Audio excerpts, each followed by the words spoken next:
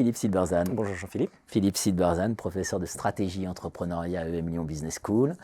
Philippe Silberzan, interview Fast Research. On va parler ensemble des missiles de Cuba, la crise des missiles de Cuba qui nous rappelle tellement l'Ukraine et l'invasion de l'Ukraine.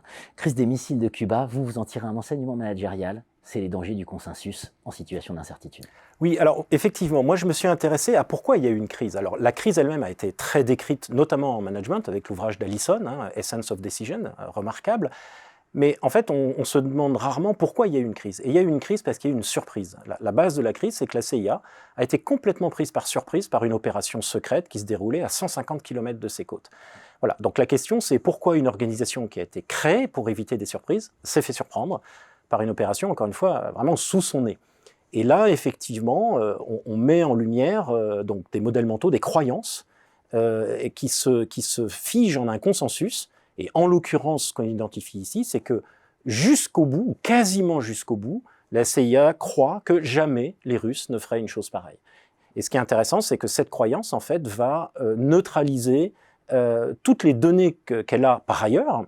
Ça peut être d'informateurs, d'espions, des données de renseignement techniques, etc., qui lui montrent qu'il se passe quand même quelque chose de très très sérieux. Elle ne sait pas ce qui se passe, elle sait que c'est très sérieux, mais elle se refuse presque jusqu'au bout à accepter l'idée que ça pourrait être des missiles, parce que, encore une fois, sa conviction, son modèle mental et le consensus qu'il y a au sein de l'appareil de renseignement, c'est que jamais les Russes ne feraient une chose pareille. Voilà. Et une des conséquences, c'est qu'ils sont convaincus qu'on ne peut pas faire confiance aux informateurs cubains. Alors voilà, notamment une des croyances qu'ils ont, c'est... alors, il y a toute une littérature, ce qui est intéressant, c'est que la CIA a beaucoup déclassifié, donc on a accès à leurs rapports de l'époque, dans lequel, très, très doctement, ils expliquent que l'informateur cubain, puisqu'il est latin, américain, n'est pas très fiable, il change d'avis, donc en tant qu'informateur, on ne peut pas vraiment lui faire confiance. Et donc, quand arrivent des masses incroyables de rapports, ça peut être des lettres, etc., de gens qui, à Cuba, disent « Les gars, il se passe quelque chose, vous devriez quand même regarder », la CIA dit « Oulala, attention, c'est peut-être de la désinformation, c'est peut-être de l'intoxication, on ne peut pas leur faire confiance ».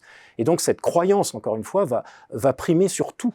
Ce qui montre qu'on peut avoir beaucoup de big data. Si la croyance de base avec laquelle on utilise ces data est mauvaise, eh bien, les data ne servent à rien. C'est passionnant. Edouard Luttwak, on ne peut pas... taxé de ne rien connaître à la stratégie, c'est moins qu'on puisse dire, ne croyez pas à l'invasion de l'Ukraine, par exemple. Oui, alors, même chose, exactement, même chose. Le 22 février, je crois, Luttwak, donc expert en stratégie, il a écrit des bouquins très intéressants sur le sujet, explique que Poutine ne va pas envahir l'Ukraine. Alors, c'est loin d'être un ami de Poutine, donc lui, il se veut très rationnel, et il dit... Poutine n'a amassé que 120 000 hommes à la frontière ukrainienne, or, pour occuper un pays, il faut 500 000 hommes, donc, mathématiquement, il ne va pas envahir l'Ukraine. Donc là, croyance très forte, dont il n'a pas conscience, qui est que si Poutine envahit l'Ukraine, c'est pour l'occuper. Et donc, du coup, effectivement, les troupes sont très largement insuffisantes. Alors, on sait aujourd'hui que ce n'était pas du tout l'intention de Poutine, que c'était, au fond, de faire peur au gouvernement pour qu'il tombe, et que Poutine pensait qu'en quelques heures, ça serait plié. Et pour faire une espèce d'opération d'intimidation, 120 000 hommes, ça suffit largement, il suffit de prendre Kiev, et puis voilà. Et donc tout ça pour illustrer la vertu du dissensus et non pas du consensus. Et là, on découvre que finalement, on a échappé à une troisième guerre mondiale en 62 grâce à quelqu'un qui a écourté sa nuit de noces. Oui, alors c'est assez cocasse, mais la stratégie, c'est aussi fait d'actes humains. Il se trouve que le directeur de la CIA, qui était un outsider, pour plein de raisons politiques, il est récent, il a été nommé par Kennedy précisément parce que c'est un outsider après le fiasco de la baie des cochons. C'est un homme d'affaires et lui, très rapidement, dit « Moi, je pense que ce sont des missiles balistiques ».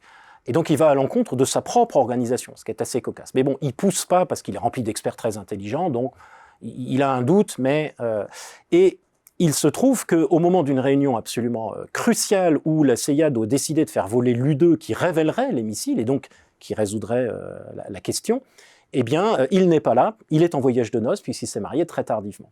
Et donc, la solution, ça sera qu'au bout d'un moment, durant son voyage de noces, ce qui lui vaudra des blagues un petit peu salaces, il n'y tient plus et il écourte son voyage de noces parce qu'il se dit « Non, non, les gars, il y a vraiment un truc et moi, ça ne me plaît pas ». Il rentre et contre la CIA, ses propres troupes, il ordonne un vol de l'U-2 qui révèle les photos qui sont présentées à Kennedy et c'est le début de la crise des missiles. Donc, effectivement, la capacité au sein d'une organisation à générer du dissensus, c'est-à-dire la capacité à questionner des choses qui peuvent nous paraître évidentes, est absolument essentielle. Dirigeants, assurez-vous que vos systèmes d'information et votre organisation permettent de cultiver le dissensus. Exactement. Exiger le dissensus. Exiger le dissensus. Merci Philippe Silberzan. Merci Jean-Philippe.